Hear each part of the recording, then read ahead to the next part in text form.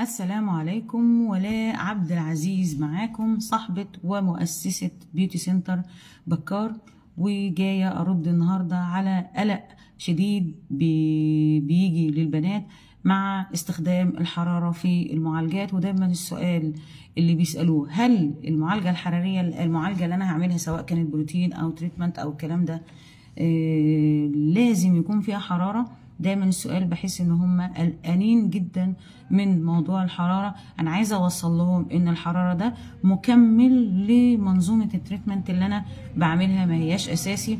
ولذلك دايما اقول اختيار المتخصصة الصح هي اساس نجاح العملية كلها. تعرف امتى تستخدم الحرارة المناسبة، المادة المناسبة، الاداة المناسبة، التشخيص الصح. ودي اهم عملية في الموضوع كله، ان انا اشخص وعلى اساسه احدد.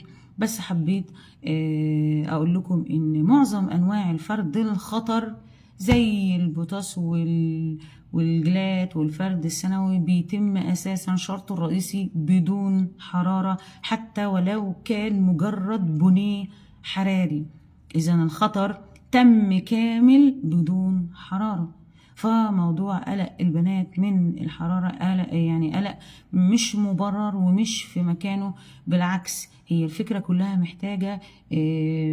محتاجة زي ما قلنا متخصصة تعرف امتى تدخلها وبمقدار قد ايه، والأداة يكون شكلها ايه، ومع المادة ازاي، وهكذا.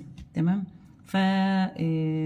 انا بس حبيت اوصل ان موضوع الحرارة مش خطر زي ما الناس متصورة. الحرارة بتبقى مهمة في كل المعالجات، ولو عايزة تعملي معالجة على البارد فيفضل تعمليها في البيت. ده حقيقي.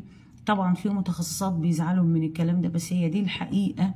لان لو معالجة على البارد، انت حتى لو هتشتري الامبولات او هتشتري الحاجات اللي هي معظم المعالجات على البارد بتندرج تحت زي بالظبط حمامات الكريم، يعني بعد الغسيل. حتى لو هتتعامل بطرق مختلفة شوية تقدري تعمليها في البيت. ولو حصل اي مثلا سبتي الامبولات شوية، غسلتي نص ونص، مفيش فيها الضرر، عادي تقدري تتلافيه بمنتهى السهولة. ولكن عامل الحرارة هو اللي بيحتاج تخصص دقيق علشان ما يحصلش اي خطر. ولذلك انا حبيت بس اوصل معلومة ان الحرارة مهمة في كل المعالجات الحرارية او المعالجات اللي هي خاصة بالبروتين، او بمعنى اصح كل نسب الاحماض لازم يتدخل فيها عامل الحرارة. ولو عندك اي سؤال تواصلي معايا على الخاص فورا، هتواصل معاكي خلال 24 ساعة.